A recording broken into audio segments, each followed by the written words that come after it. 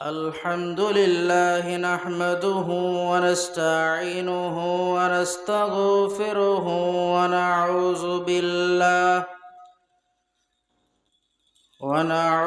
بالله من شرور أنفسنا ومن سيئات أعمالنا. من يهده الله فلا مضل له ومن يضلله فلا هادي له، ونشهد أن لا إله إلا الله وحده لا شريك له، ونشهد أن سيدنا وسندنا وحبيبنا وشفيعنا ومولانا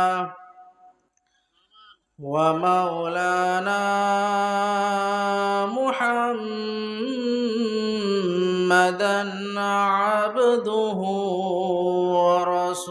ورسوله الذي أرسل إلى الناس كافة بشيرا ونذيرا وداعيا إلى الله بإذنه وسراجا وقمرا منيرا. أما بعد فقد قال الله تعالى في كلامه المجيد وفي فرقانه الحميد। জবান ছেড়ে সকলে পড়ব আউযু বিল্লাহি মিনাশ শাইতানির রাজিম। বিসমিল্লাহির রাহমানির রাহিম।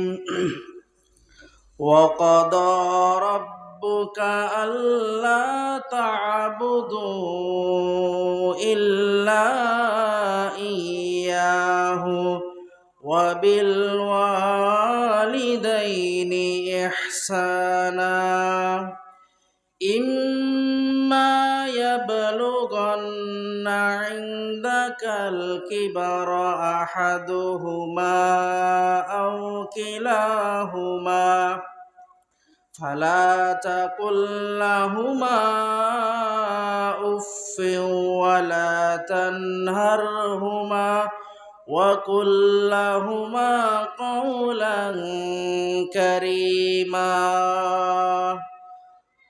وقال رسول الله صلى الله عليه وآله وسلم رضا الرب في رضا الوالد وسخط الرب في سخط الوالد أو كما قال رسول الله صلى الله عليه وسلم.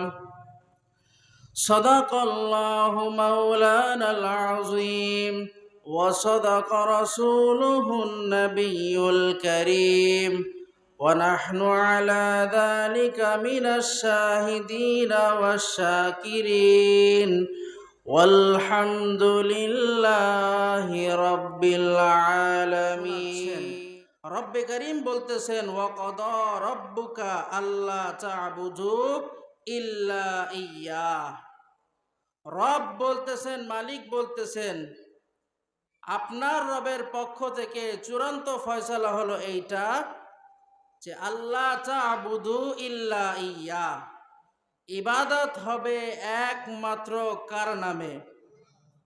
আল্লাহর নাম বলতে কষ্ট হলে আর বলবো না আপনাদেরকে। বলেন তো ইবাদত হবে একমাত্র কার নামে? আমার আপনার রবকে। জোরে বলেন না, আরো জোরে বলেন না, আমার আপনার রবকে। আল্লাহ আমার রব, এই রবই আমার সব। আল্লাহ আমার রব, এই রবি আমার সব। দমে দমে তনু মনে তারি অনুভব। দমে দমে তনু মনে তারি অনুভব। আল্লাহ আমার রব, এই রবি আমার সব। ও তোমার দুনিয়াতে আমি যেদিকে তাকাই, অথই নেয়ামতে ডুবে আছে সবাই। তোমার দুনিয়াতে আমি যেদিকে তাকাই, অথই নেয়ামতে ডুবে আছে সবাই। পাখ পাখালির কণ্ঠে শুনি তসবি কলরল, তসবি কলরল। বলেন না, আল্লাহ আমার রব, এই রবি আমার সব। আল্লাহ আমার রব, এই রবি আমার সব। আল্লাহকে রব হিসেবে খুশি না বেজার? আল্লাহ না চাইতো আমাকে আপনাকে ইসলামের এই মহান দৌলত দান করেছেন। তো আল্লাহ পাক রব্বুল আলামিন বলতেছেন, ওয়াকাদা রাব্বুকা আল্লা তা'বুদু ইল্লা ইয়্যা। আপনার রবের পক্ষ থেকে চূড়ান্ত ফয়সালা হলো এইটা যে ইবাদত করতে হবে একমাত্র আল্লাহ রাব্বুল আলামিনের। আল্লাহ ছাড়া এই জমিনের ভিতরে আর কারো ইবাদত গুণগান করা যাবে না। মাজারে সেজদা দেওয়া যাবে না। কোনো মূর্তির সামনে সেজদা অবনত হওয়া যাবে না। এরপরে বলতেছেন, ওয়াবিল ওয়ালিদাইনি ইহসানা। আল্লাহ রাব্বুল আলামিন তার হকের কথা বলার পরে বান্দার হকের যে কথাগুলি আছে, রবের হকের পরে আসে বান্দার হক। এই বান্দার হকের ভিতরে সর্বপ্রথম যেই শ্রেণীর কথা আল্লাহ রাব্বুল আলামিন বলেছেন সেটা হলো ওয়াবিল ওয়ালিদাইনি ইহসানা। তোমরা তোমাদের পিতামাতার সাথে সদাচরণ করো। এখানে একটা জিনিস খেয়াল করেন, মুফাসসিরিন কেরাম উল্লেখ করেন, আল্লাহ সুবহানাহু ওয়া তাআলা তার যে কুদরতের নিজাম, তার যে শক্তি বর্মের নিজাম, যে ইবাদত হবে একমাত্র আল্লাহর নামে, এই কথাটা বলার পরপরই আল্লাহ পাক বলতেছেন ওয়াবিল ওয়ালিদাইনি ইহসানা। বান্দার যে সমস্ত হকের বিষয়গুলো আছে, এই বান্দার হুকুল্লাহ হুকুকিয়াতের বিষয়ের ভিতরে আল্লাহ রাব্বুল আলামিন সর্বপ্রথমেই পিতামাতার কথাকে উল্লেখ করেছেন। সুবহানাল্লাহ। এখন পিতামাতার সাথে সদাচরণ করব তো করব কিভাবে? আল্লাহ রাব্বুল আলামিন সেই বিষয়টা উল্লেখ করে দিতেছেন। ইম্মা ইয়াবলুগান্না ইনদাকাল কিবারা আহাদুহুমা আও কিলাহুমা। আল্লাহ পাক রব্বুল আলামিন বলতেছেন, পিতামাতাদের মধ্য থেকে উভয়জন অথবা কোনো একজন, ইনদাকাল কিবারা আহাদুহুমা আও কিলাহুমা, যদি পিতামাতাদের মধ্য থেকে উভয়জনই অথবা কোনো একজন বার্ধক্যে পৌঁছে যায়, ফালা তাকুল্লাহুমা উফ, তোমরা তাদের সাথে উফ শব্দ ব্যবহার করবে না। ওয়াকুল্লাহুমা কওলান কারিমা ওয়ালা তানহারহুমা, এবং তাদেরকে ধমকও দিবে না। ওয়াকুল্লাহুমা কওলান কারিমা, বরং তাদের সাথে নম্র ভাষায় কথাবার্তা বলো। এই যে যে বিষয়টা, পিতামাতার সাথে উফ শব্দ ব্যবহার করা যাবে না, ইতিহাসবিদগণ কিতাবের ভিতরে এই আয়াতের ব্যাখ্যা করতে গিয়ে একটা ঘটনা উল্লেখ করেন যে পিতামাতার কথার উপরে বার্ধক্যে যখন পৌঁছে যায়, বৃদ্ধকালে যখন পৌঁছে যায়, তখন তাদের সাথে উফ শব্দ ব্যবহার কইরো না। কিভাবে? একটা ঘটনা উল্লেখ আছে, সেটা হলো এক বৃদ্ধ বাবা, সে বাসার বারান্দায় বসে আছে। কিছুক্ষণ পরে কোথা থেকে যেন একটা কাক সেই বারান্দার সামনে উপস্থিত হলো। এই পিতার সন্তান ঘরের ভিতরে উপস্থিত, ছেলেকে ডাক দিয়ে বলতেছে, বাবা দেখো তো এটা কি, আমাকে একটু বলো। ছেলে ডাক দিয়ে বলল, বাবা এটা হলো একটা কাক। কিছুক্ষণ পরে বৃদ্ধ বাবা আবার বলতেছে, বাবা এটার নামটা কি, আমাকে একটু বলো তো। ছেলে বলতেছে, বাবা এটা হলো একটা কাক। দুইবার বলা হলো, তৃতীয়বার বাবা আবার বলতেছে, বৃদ্ধ মানুষ সন্তানকে ডাক দিয়ে বলতেছে, বাবা এই যে একটা পাখি বসে আছে, এই পাখিটার নাম কি, আমাকে একটু কষ্ট করে বলো। এইবার সন্তান চেতে গেছে। বলতেছে, তোমাকে আমি কতক্ষণ ধরে বলতেছি, একই কথা বারবার বলতেছি, তুমি কি বোঝো না? ধমকের সুরে যে কথা বলা হয়, ধমকের সুরে যে কথা আমরা বুঝি, এরকম ধমকের সুরে কথাবার্তা পিতার ওপরে ধমক দেওয়া শুরু করলো। একটু পরে পিতা রুমের ভিতরে চলে যায়। চলে যাওয়ার পরে একটা পুরাতন ডায়েরি বের করে আনে। ডায়েরিটা বের করে এনে সন্তানের হাতে দিল। বলতেছে, বাবা, এই যে এখানে যে লেখাগুলো আছে, এইটা একটু পড়ো। সেখানে লেখা আছে, পিতা লিখে রেখেছিল যে আমার সন্তান যখন ছোট্ট ছিল তখন আমার কাছে একটা কাক সম্পর্কে একবার দুইবার নয়, বরং 25 বার জিজ্ঞাসা করেছিল। সন্তান যতবার আমার ওপরে জিজ্ঞাসা করতেছিল, আমার মনে ততই শান্তি লাগতেছিল। আমার সন্তান আমার সঙ্গে কথোপকথন করতেছে, বারবার আমাকে জিজ্ঞাসা করতেছে, আমার মনের ভিতরে কি লাগতেছে? মজা লাগতেছে। এই জন্য আমি পিতা সেখানে কি করলাম? ডায়েরির ভিতরে টোকেন করে রাখলাম। সন্তানকে এই কথা বলার পরে সন্তান যখন এই পড়াটা পড়লো, তারপরে বলতেছে, পিতা এবার বলতেছে, বাবা দেখেছো, তুমি যখন 25টা বার আমাকে জিজ্ঞাসা করেছিলে, আমি একটা বারের জন্য বিরক্ত হই নাই, বরং এত শান্তি, এত প্রশান্তি আমি পিতা হিসেবে আমার মনের ভিতরে লাগতেছিল। এই বিষয়টাকে স্মরণীয় করে রাখার জন্য আমি ডায়েরিতে পর্যন্ত লিখে রেখেছি। এটাই হলো সন্তান এবং পিতার মধ্যে পার্থক্য। ফালা তাকুল্লাহুমা উফ। সন্তানদেরকে আল্লাহ বলতেছেন, পিতামাতার সাথে উফ শব্দ ব্যবহার কইরো না। বার্ধক্যে যখন পৌঁছে যায় তখন তাদের অবস্থাটা শিশু সুলভ হয়ে যায়, একই ব্যবহার হয়তো বারবার করে ফেলতে পারে। এই জন্য তাদের ব্যবহারে অতিষ্ঠ হয়ে উফ শব্দ পর্যন্ত বলতে মানা করা হয়েছে। আর বর্তমান সমাজের ভিতরে দেখা যায় বৃদ্ধ পিতামাতা আমাদের ঘরের বোঝা হয়ে যাওয়ার কারণে রেখে আসে কোথায়? বৃদ্ধাশ্রমে রেখে আসে। আহারে কপাল পরা সন্তান!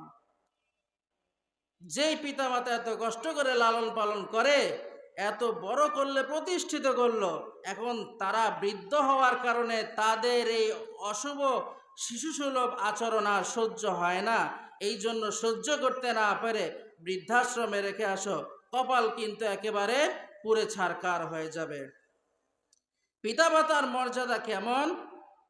সাহাবায়ে কেরাম আল্লাহ রসুলের কাছে জিজ্ঞেস করতেছে, ইয়া রাসূল আল্লাহ, আমি সন্তান হিসেবে আমার উপরে পিতামাতার কি হক আছে? রসুল দুইটা শব্দে উত্তর বলে দিলেন, হুমা জান্নাতুকা ওয়া নারুকা। পিতামাতাই তোমার জান্নাত, পিতামাতাই তোমার জাহান্নাম। বলেন সুবহানাল্লাহ। বাড়তি আর কোনো কথা বলা লাগলো না। দুইটা শব্দে আল্লাহ রসুল ব্যাখ্যা করে দিলেন, পিতামাতাই তোমার জান্নাত, পিতামাতাই তোমার জাহান্নাম। অর্থাৎ ভালো ব্যবহার যদি করো, সদাচরণ যদি করো, তাহলে এই পিতামাতা তোমার জন্য জান্নাতের ওসিলা হয়ে যাবে। আর যদি অসদাচরণ করো, তাহলে এই পিতামাতাই তোমার জাহান্নামে যাওয়ার কারণ হয়ে যাবে। হাজারো সেজদাও যদি করি, বারবার হজও যদি করি, আর পিতামাতা যদি আমার ওপর অসন্তুষ্ট থাকে, এই অসন্তুষ্ট থাকা অবস্থায় যদি দুনিয়া থেকে বিদায় নিয়ে কবরে চলে যায়, আমার হজ, আমার নামাজ, আমার তেলাওয়াত, আমার জিকির, আমার তাসবিহ, আমার কিছুই কবুল হবে না। এইগুলো কোরআনের ভিতরে আল্লাহ পাক রব্বুল আলামিন পিতামাতার যে মর্যাদার কথা বলেছেন। এবার আসেন হাদিস শরীফের ভিতরে আল্লাহ রসুল সাল্লাল্লাহু আলাইহি ওয়াসাল্লাম পিতামাতার মর্যাদা সম্পর্কে কি আলোচনা করেছেন। ওয়ান আব্দুল্লাহ ইবনে উমর রাদিয়াল্লাহু তাআলা আনহু قال قال رسول الله صلى الله عليه وسلم رضا الرب في رضا الوالد وسخط الرب في سخط الوالد। আল্লাহ রসুল সাল্লাল্লাহু আলাইহি ওয়াসাল্লাম বলতেছেন, হযরত আব্দুল্লাহ ইবনে উমর রাদিয়াল্লাহু তাআলা আনহু থেকে হাদিসটা বর্ণিত, নবীজি বলতেছেন, রিদার রব্বি ফি রিদাল ওয়ালিদি, রবের সন্তুষ্টি অর্থাৎ আল্লাহ পাক রব্বুল আলামিনের সন্তুষ্টি হলো পিতামাতার সন্তুষ্টির ভিতরে। সুবহানাল্লাহ। আমার পিতামাতা আমার উপর সন্তুষ্ট, তার মানে আমার মালিকও আমার উপরে সন্তুষ্ট আছে। ওয়াসাখাতুর রব্বি ফি সাখাতিল ওয়ালিদি, আর পিতামাতার অসন্তুষ্টির ভিতরে রবের অসন্তুষ্টিতা রয়েছে। অর্থাৎ পিতামাতা যদি আমার ওপর অসন্তুষ্ট থাকে, তাহলে পিতামাতা তো অসন্তুষ্ট আছেই, আমার রবও আমার ওপর অসন্তুষ্ট হয়ে আছে। নিশ্চিত বুঝতে হবে, আমার পিতামাতা যদি আমার ওপরে সন্তুষ্ট, তাহলে বুঝবো আমার মালিকও আমার ওপরে সন্তুষ্ট। আর পিতামাতা যদি আমার ওপর অসন্তুষ্ট, আমার ব্যবহারে তারা কষ্ট পায়, এই রকম অবস্থা যদি হয়, তাহলে পিতামাতার অসন্তুষ্টিতার ভিতরে আল্লাহ রাব্বুল আলামিনের অসন্তুষ্টি সেখানে নিহিত রয়েছে। পিতামাতার সন্তুষ্ট করা কি পরিমাণ হয়ে যায়, আলা দরজায় যদি বুলন্দ হতে পারি, তাহলে একটা ঘটনা উল্লেখ আছে, বলা যায় যে হযরত মূসা আলাইহিস সালাতু ওয়াস সালামের জামানায় আল্লাহ রসুল সাল্লাল্লাহু আলাইহি ওয়াসাল্লাম হযরত মূসা পয়গম্বর আল্লাহকে জিজ্ঞেস করেছিলেন যে জান্নাতে আমার সাথী কে আছে, এরকম একটা ঘটনা উল্লেখ আছে। তো আল্লাহ পাক রব্বুল আলামিন তাকে বলে দিয়েছিলেন, অমুক বাজারের অমুক এক কসাই আছে, সেই কসাইটা তোমার জান্নাতের সঙ্গী হবে। পিতামাতার সন্তুষ্টির কারণে রব যে আল্লাহ যে সন্তুষ্ট থাকে। তো হযরত মূসা পয়গম্বর সেই কসাইকে দেখার জন্য চলে গেলেন। যাওয়ার পরে দেখতেছে তার ভিতরে বিশেষ কোনো আমল নাই। তো আমল তার থেকে লক্ষ্য করার জন্য হযরত মূসা পয়গম্বর তার কাছে গেলেন এবং বললেন যে আমি আজকে রাত্রে তোমার কাছে মেহমান হয়ে থাকতে চাই। উদ্দেশ্য হলো তোমার ভিতরে এমন কি আমল আছে যেই আমলের কারণে জান্নাতে আল্লাহ পাক রব্বুল আলামিন নবীর সাথী তোমাকে বানিয়ে দিয়েছেন। হযরত মূসা পয়গম্বর ওই কসাইয়ের সাথে বাসায় চলে গেলেন। বাসায় চলে যাওয়ার পরে হযরত মূসা পয়গম্বর দেখলেন এই ব্যক্তি সারাদিন গোশত কসাই ব্যবসা করার পরে ভালো ভালো যেই কিছু গোশত আছে সেগুলো বাসায় নিয়ে চলে গেল। বাসায় নিয়ে যাওয়ার পরে উপর থেকে একটা ঝুড়িতে করে একজন বৃদ্ধা লোককে নামালো। ওই বৃদ্ধা ছিল ওই কসাই ব্যক্তির মা। এই লোক এবার ওই মাকে সম্পূর্ণরূপে গোসল করালো, সুন্দর করে পরিপাটি করালো এবং যে গোশত নিয়ে গেল সেই গোশতগুলি সুন্দর করে রান্না করে নিজে না খেয়ে তার সন্তানদেরকে না খাওয়াইয়া ওই ব্যক্তি তার মাকে সুন্দর করে হাত ধরে ধরে খাইয়ে দিল। আর মা যেন বিড়বিড় করে কি বলতেছে। সব যখন কাজ শেষ হয়ে গেল, হযরত মূসা আলাইহিস সালাতু ওয়াস সালামের সামনে এইবার ওই লোক মেহমান হিসেবে খাবার নিয়ে আসলো। খাবার আনার পরে বলতেছে, ভাই তুমি ওই বৃদ্ধা তোমার কে? বলতেছে, হুজুর ওই বৃদ্ধা হলেন আমার মা। এরপরে হযরত মূসা পয়গম্বর জিজ্ঞেস করলেন, তোমার মাকে দেখলাম বিড়বিড় করে যেন কি বলতেছে। ওই ব্যক্তি এবার ডাক দিয়ে বলতেছে, হুজুর আমার মাকে যখন আমি খাইয়ে দিচ্ছিলাম তখন আমার মা আমার জন্য দোয়া করতেছে, আল্লাহ আমার সন্তানকে আপনি মাফ করে দেন, জামানার পয়গম্বর হযরত মূসার সঙ্গে জান্নাতের বাসিন্দা আপনি বানায় দেন। বলেন সুবহানাল্লাহ। মায়ের দোয়া দোয়া এমন ভাবে করেছেন, সন্তুষ্ট থাকার কারণে রব সন্তুষ্ট বানায় দিলেন জান্নাতের বাসিন্দা নবীর সাথে। বলেন সুবহানাল্লাহ। এরপরে আসেন হযরত আব্দুল্লাহ ইবনে মাসউদ রাদিয়াল্লাহু তাআলা আনহু থেকে বর্ণিত, সালতুন নবিয়্য সাল্লাল্লাহু আলাইহি ওয়াসাল্লাম আইয়ুল আমালি আহাব্বু ইলাল্লাহি আযজা ওয়া জাল্লা। হযরত আব্দুল্লাহ ইবনে মাসউদ রাদিয়াল্লাহু তাআলা আনহু থেকে বর্ণিত, তিনি বলতেছেন আল্লাহ রসুল সাল্লাল্লাহু আলাইহি ওয়াসাল্লামের কাছে আমি জিজ্ঞাসা করলাম কোন আমলটা সব থেকে বেশি গ্রহণযোগ্য, আল্লাহ সুবহানাহু ওয়া তাআলার কাছে কোন আমলটা সব থেকে বেশি প্রিয়। রসুল বলতেছেন এক নম্বরে সময় মতো নামাজ পড়া। এক নম্বর সময় মতো নামাজ পড়া। দুই নম্বরে আল্লাহ রসুল বলতেছেন পিতা মাতার সাথে সৎ ব্যবহার করা। দেখেন আল্লাহ পাক রব্বুল আলামিনও তার হুকুমের পরে বলতেছেন পিতা মাতার সাথে সৎ ব্যবহার করো। আল্লাহ রসুল সাল্লাল্লাহু আলাইহি ওয়াসাল্লামও আল্লাহর হককে আগে রাখলেন, সময় মতো নামাজ পড়াকে আগে রাখলেন, দ্বিতীয় নম্বরে বললেন পিতা মাতার সাথে সৎ ব্যবহার করো। ওদিকে আল্লাহ পাক রব্বুল আলামিনও তাদবিক ঠিক রাখলেন, আল্লাহ রসুল সাল্লাল্লাহু আলাইহি ওয়াসাল্লাম হাদিসের ভিতরেও তাদবিক ঠিক রাখলেন। উভয় তাদবিক ঠিক রাখার বদৌলতে এখন পিতামাতার মর্যাদা আল্লাহর হকের পরে গোটা পৃথিবীর ভিতরে সব থেকে গ্রহণযোগ্য এবং গুরুত্বপূর্ণ যে বিষয়টা, সেটা হলো নিজের পিতামাতার সাথে সদাচরণ ব্যবহার করা। 3 নাম্বার হলো আল্লাহ রাস্তায় জিহাদ করা।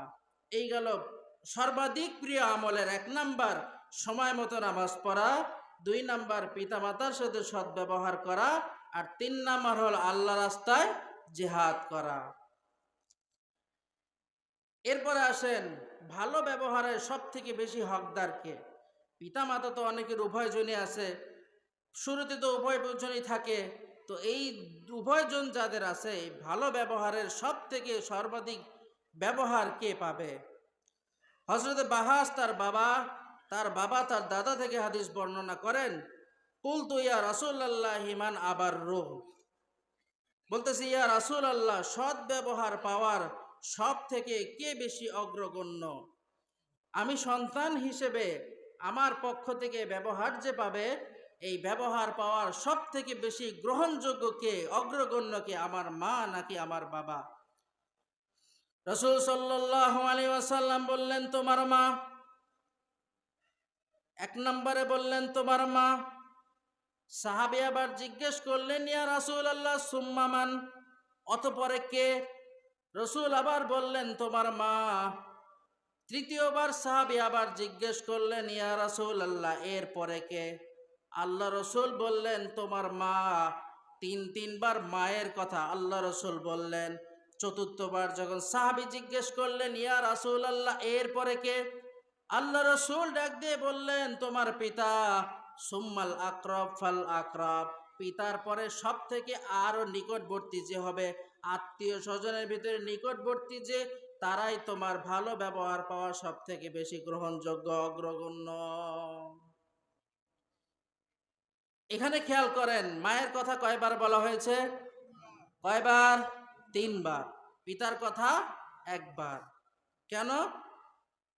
এই হাদিসের ব্যাখ্যায় কোরআনে কারিমের একটা আয়াত দ্বারা বোঝা যায় যে মায়ের মর্যাদা 3 বার বাড়ানোর একটা কারণ আছে। কোরআনে কারিমের ভিতরে সূরা আহকাফে আল্লাহ পাক রব্বুল আলামিন এই আয়াত দিয়ে আল্লাহ রাসূল এই হাদিসটার উদ্দেশ্য বর্ণনা করা যায় যে মায়ের বর্ণনা 3 বার করলেন, পিতার বর্ণনা 1 বার করলেন। আল্লাহ পাক রব্বুল আলামিন সূরা আহকাফে বলতেছেন ওয়া ওয়াসাইনাল ইনসানা বিওয়ালিদাইহি ইহসানা, আমি সন্তানদেরকে ওসিয়ত করলাম, মানুষদেরকে ওসিয়ত করলাম বিওয়ালিদাইহি ইহসানা, তারা যেন তাদের পিতামাতার সাথে সদাচরণ করে। কেন করবে? হামালাতহু উম্মুহু কুরহা, তার মা তাকে কষ্টের সাথে গর্ভধারণ করেছে। কষ্ট নাম্বার 1। 2 নাম্বার ওয়াওয়াদাআতহু কুরহা, এবং তাকে কষ্টের সাথে গর্ভপাত করেছে। ওয়া হামলুহু ওয়া ফিসালুহু 30 শাহরা, এবং তার গর্ভপাত এবং দুধ ছাড়ানোতে 30 মাস সময় চলে গেছে। এই যে 3টা কষ্ট, গর্ভধারণ, গর্ভপাত এবং সব কিছু মিলিয়ে দুধ ছাড়ানোর সেই 24 মাসের যে সময়টুকু আছে, এই 3টা কষ্ট তার পিতা পায় না, ছেলেদের হয় না। এই 3টা কষ্ট এমন 3টা কষ্ট, এই কষ্ট দেওয়ার কারণে, কষ্ট পাওয়ার কারণে আল্লাহ রাসূল সাল্লাল্লাহু আলাইহি ওয়াসাল্লাম মায়ের মর্যাদাকে 3 বার উল্লেখ করলেন, বলতেছেন তোমার মা, তোমার মা, তোমার মা। চতুর্থবারে গিয়ে আল্লাহ রাসূল সাল্লাল্লাহু আলাইহি ওয়াসাল্লাম পিতার কথা বললেন। এখন আমাদের দেশের ভিতরে যারা বলে যে নারী পুরুষ সমান অধিকার, এই স্লোগান যারা দেয়, তাহলে আমার একটা প্রস্তাব হলো, নারী পুরুষ যদি সমান অধিকারী হয়, নারীরা যদি গর্ভে ধারণ করবে, গর্ভপাত করবে, বাচ্চাদেরকে দুধ পান করাবে, তাহলে পুরুষদের এই কাজ করাতে হয়? কথা বলেন, হয় কি হয় না? কথা যুক্তি আছে না? এই কথা যদি স্লোগান দেয় যে নারী পুরুষের সমান অধিকার, তাহলে নারীরা যেই কষ্ট ভোগ করতেছে, পুরুষেরও একই কষ্ট ভোগ করা দরকার আছে না নাই? আছে। এটার উদ্দেশ্য হলো সমান অধিকারের নামে তাদের যে খারাপ চরিতার্থগুলো আছে, মা বোনদেরকে আল্লাহ পাক রব্বুল আলামিন যে সম্মান মর্যাদা রাজকীয় হালত দান করেছেন, দেখেন, আপনার ব্যাপারে, পুরুষদের ব্যাপারে কোরআনে কারিমের ভিতরে কোনো সূরা নাই। মহিলাদের নামে সূরা নিসা আল্লাহ পাক রব্বুল আলামিন নাজিল করেছেন। হাদিসের ভিতরে পুরুষ ছেলে সন্তান হলে জান্নাত পাবে এমন কোন হাদিস কিন্তু নাই। হযরত আনাস রাদিয়াল্লাহু তাআলা আনহু থেকে বর্ণিত এক হাদিস, মুসলিম শরীফের হাদিস।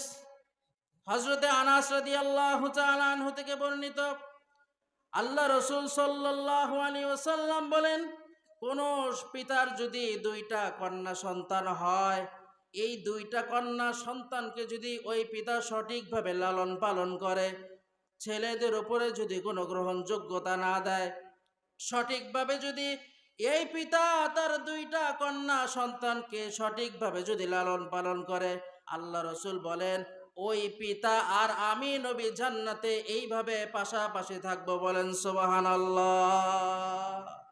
এইভাবে পাশাপাশি থাকবো। আল্লাহ রাসূল পাশাপাশি থাকার কথা বলে হাদিসের ভিতরে বলতেছেন, এই দুই আঙ্গুল যেইভাবে পাশাপাশি আছে, কন্যা সন্তানের পিতা যার দুইটা কন্যা সন্তান আছে, সে যদি ওই কন্যা সন্তানকে সুন্দর করে লালন পালন করায়, তাহলে আমি নবী এবং ওই পিতা জান্নাতে এইভাবে পাশাপাশি থাকবো।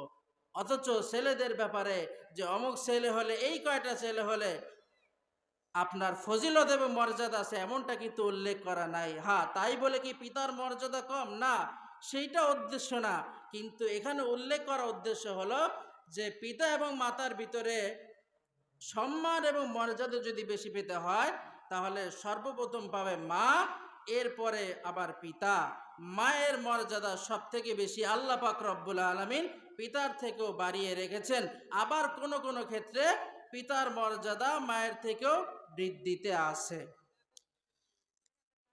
হযরত আতা ইবনে ইয়াসার রাদিয়াল্লাহু তাআলা আনহু থেকে বর্ণিত, হযরত ইবনে আব্বাস রাদিয়াল্লাহু তাআলা আনহুর কাছে এক সাহাবী এসে বলতেছে, আমি একজন মহিলাকে বিয়ের প্রস্তাব দিয়েছিলাম, সে আমাকে বিয়ের প্রস্তাব প্রত্যাখ্যান করেছে, এটা জায়েজ আছে। কিছুদিন পরে ওই মহিলার কাছে অন্য আরেকজন বিয়ের প্রস্তাব নিয়ে এসেছে।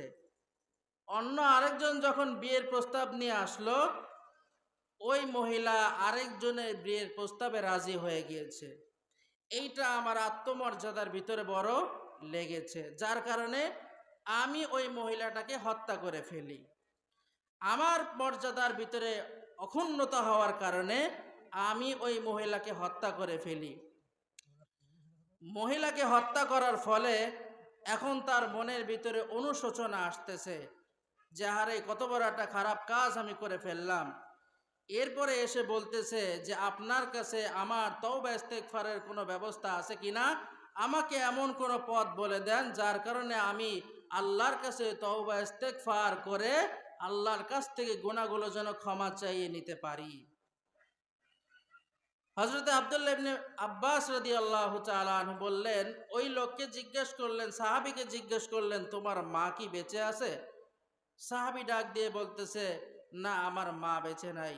তখন হযরত আব্বাস রাদিয়াল্লাহু তাআলা আনহু বললেন, ঠিক আছে, তোমার মা যেহেতু বেঁচে নাই, তাহলে তুমি যত বেশি পরিমাণে পারো আল্লাহর কাছে তওবা ইস্তেগফার করো, বেশি বেশি নফল নামাজ পড়ো, বেশি বেশি রোনাজারি করো, তাহলে তুমি আল্লাহর নৈকট্যবর্তী হাসিল করতে পারবে। হাদিসের বর্ণনাকারী হযরত আতা ইবনে আব্বাস রাদিয়াল্লাহু তাআলা আনহুর ছাত্র। এই ব্যক্তি যখন আব্দুল্লাহ ইবনে আব্বাস রাদিয়াল্লাহু তাআলা আনহুর কাছ থেকে চলে গেলেন, হযরত আতা রাহমাতুল্লাহি আলাইহি তিনি তার ওস্তাদ আব্দুল্লাহ ইবনে আব্বাসকে জিজ্ঞেস করতেছেন যে, হুজুর, সব কথা বুঝলাম, কিন্তু এই ব্যক্তি যখন তার তওবা করার কথা বললেন, তখন আপনি যে তার মায়ের কথা বললেন, এইটা তো আমি বুঝতে পারলাম না।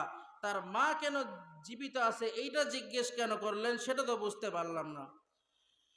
আব্দুল্লাহ ইবনে আব্বাস রাদিয়াল্লাহু তাআলা আনহু বলেন, আমি আল্লাহর নবীর থেকে যতটুকু জেনেছি, আমার কাছে মায়ের সেবার চাইতে উত্তম কোনো আমল আছে কিনা, সেইটা আমি আব্বাস আব্দুল্লাহর কাছে আদৌ কোনোদিন জানা নাই।